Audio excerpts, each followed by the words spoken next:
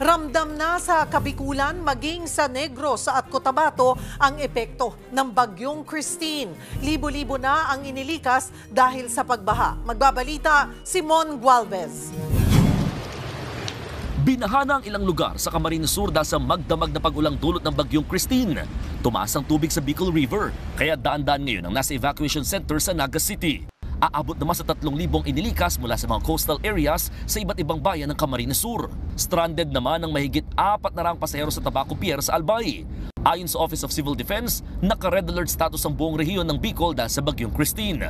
Ipinagpaliban muna ang pagbiyahe sa dagat para sa kaligtasan ng lahat. Nawasak naman ang konkretong harang ng ilog sa Barangay Bantak sa Magpet, Cotabato. Lumala rin ang pagragasa ng tubig ng masira ang dike sa lugar. Binaha at nasira mga bahay kubot na buwal ang ilang puno. Sa takot na mas tumindi pa ang pinsala, lumikas na rin ang ilang residente. Sa Sagay City, Negros Occidental, nalubog na sa baha ang unang palapag ng ilang bahay. Umakyat na lang muna sa mas mataas na palapag ng kanilang mga bahay ang mga residente. Sa Bacolod City naman, lubog na rin sa tubig ang ilang kalsada. Hirap nang makadaan ang ilang maliliit na sasakyan gaya ng mga motorsiklo. Sabi ng Pag-asa, nagbabadyang mag-landfall ang bagyong Christine sa Isabela sa Miyerkules. Pero hagip pa rin ang buntot nito kahit ang ilang lugar sa Visayas at Mindanao. Kaya patuloy na pinaghahanda ang mga residente. Ako, si Mon Gualvez, para sa 1PH. At kaugnay po niya, nagtaas na ng signal number 1 sa Metro Manila dahil sa Tropical Storm Christine. At dahil dito, nag-anunsyo na rin ng class suspension ang ilang lungsod dito, kabilang po ang Quezon City at Marikina. Para sa update sa magiging lagay ng panahon, magkakausap natin sa linya ng telepono si Pag-asa Weather Forecaster Veronica Torres. Magandang tanghali sa iyo, Veronica. Magandang tanghali din po, Ms. Cheryl, pati na rin sa ating mga taga-subaybay po. Nasaan na ang bagyong Christine at saan pa may nakataas na wind signals? Po, kaninang alas 10 nga ng umaga itong si Christine ay nasa may layong 335 kilometers silangan ng Virac, Catanduanes. Nagtataglay ng lakas na hangin na 65 kilometers per hour malapit sa sentro at bugso na abot sa 80 kilometers per hour.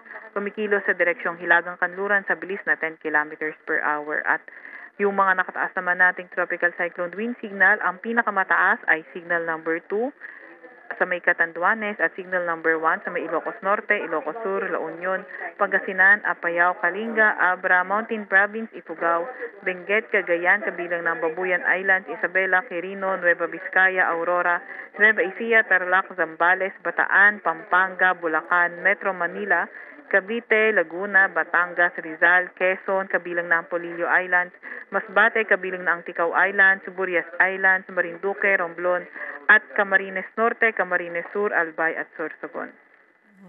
Malawak, ano? Malawak ang sirkulasyon nitong si Bagyong Christine. Gaano kalaki ang kanyang circulation o radius? Opo. So, tama po kayo. Malaki nga itong si Christine kasi noong mga nakaraang araw kahit yung traffic umaabot sa buong bansa natin. Ito ay may radius na 720 kilometers po. When you say 720 kilometers, para ma-picture ng ating mga viewers, gaano kalaki yung sakop niyan? Buong Luzon, umaabot ang Visayas, maging sa Mindanao?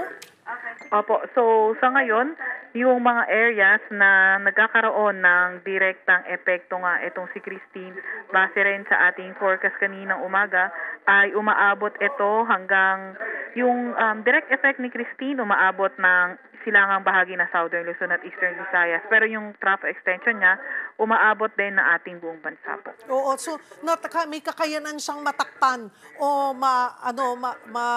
maabot yung buong Pilipinas. Opo, tama po kayo dyan. Alright. Nasa 335 kilometers pa yung layo niya mula sa bansa. Kailan ito inaasahang mag-landfall? Ano yung mga probinsya na dapat maghanda na posibleng daanan ng mata ng bagyo? Opo. So, ito ay posibleng mag-landfall by tomorrow sa Isabela, sa may Isabela o Northern Aurora by tomorrow. Gayunpaman, pinag-iingat nga natin yung mga kababayan natin kung sa ngayon, sa may silangang bahagi ng Luzon at Visayas. And then sa mga susunod na araw, lahat na tayo ingat sa may bandang Luzon, lalo na sa may northern at central Luzon dahil posible nga ding dumaan doon yung bagyo. And kahit gayon pa man, mag-ingat pa rin kahit sa mga nasa may southern Luzon area at ilang bahagi sa may Visayas dahil magiging maulan pa rin naman po. Hindi pa nagla-landfall itong bagyong Christine ay nagbigay na tayo ng babala early this week or actually over the weekend and yesterday ay nagpapaalala na tayo. Pero kailan natin mararamdaman yung talagang hagupit nitong bagyong Christine, though nasa tropical storm strength pa lang siya, di ba? Maasahan pa ba itong umabot ng typhoon strength? Opo. So, regarding sa unang tanong na kung kailan mararamdaman yung hagupit, as early as now, lalo na sa may mga Bicol region, sa mga nasa may Eastern Visayas area, nararamdaman na nga yung mga malalakas na pag-ulan, tropical storm category. Although ngayon, tropical storm category siya, posible siya bago mag-landfall, ay maging isang severe tropical storm category. And then yung paglagpas niya ng ating landmass ay doon siya posibleng lumakas at maging isang typhoon category na po. Veronica, ano ang kilos ni Christine? Ito ba ay tatawid talaga ng ating bansa at gaano kabilis? Opo. Ito ay kumikilos sa bilis na 10 kilometers per hour sa direksyong west-northwest. At ito ay inaasahan nga natin na tatawid ng ating landmass. So, possible sa may northern Luzon o kaya central Luzon area. Although northern part ng southern Luzon, pasok sa area of probability kaya maghanda pa rin po tayo. Hanggang kailan magdudulot ng malakas na ulan at hangin itong si Bagyong Christine sa bansa? Nakikita nga natin na with regard sa mga malalakas na mga paulan, base sa ating extended weather outlook kanina, kung dito sa may Metro Manila, possible hanggang hanggang Thursday, posible maging maulan, although by Friday, possible na may signal pa, pero by around Friday at sa mga susunod na araw, doon yung improving weather sa Metro Manila po. We're just talking about Metro Manila. Pero kailan inaasahang lalabas ng Philippine Area of Responsibility itong si Bagyong Christine? Around Friday po siya, posible nang lumabas na ating PAR. Around when? I'm sorry? Around Friday po, October 25. Okay, Friday. Ito bang Bagyong Christine ay maraming dalang ulan? Opo, marami nga pong dalang ulan ito. Sa katunayan nga, naglabas na nga din tayo ng weather advisory regarding dito kay Christine at nakikita nga natin yung intense to torrential rains ngayon sa may Catanduanes, Camarines Norte, Camarines Sur, Albay, Sorsogon at Northern Samar. Heavy to intense rains na 100 to 200 millimeters sa may Masbate, Samar, Eastern Samar at Quezon at moderate to heavy rains 50 to 100 millimeters sa may Cagayan Valley, Cordillera Administrative Region, Central Luzon, nalalabing bahagi ng Visayas at Mimaropa. Once na mag-landfall ito, nakikita ba nating mababasag or hihina ang bagyo?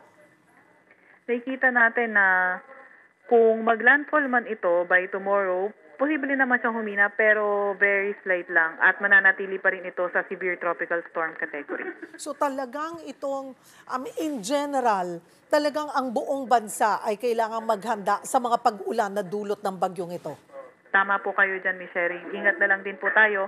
Yung sa mga, although mas maganda yung panahon sa may Mindanao, pero may mga parts pa rin na posibleng ulanin like yung mga nasa may Zamboanga Peninsula, mga northern Mindanao, Caraga area po. So kailangan po talagang maghanda tayo mga kapatid. Well, thank you for the update. Patuloy na lamang po kaming tututok at muling hihingi ng update mula sa Pag-asa throughout the day. Thank you, Veronica Torres. Maraming salamat din po.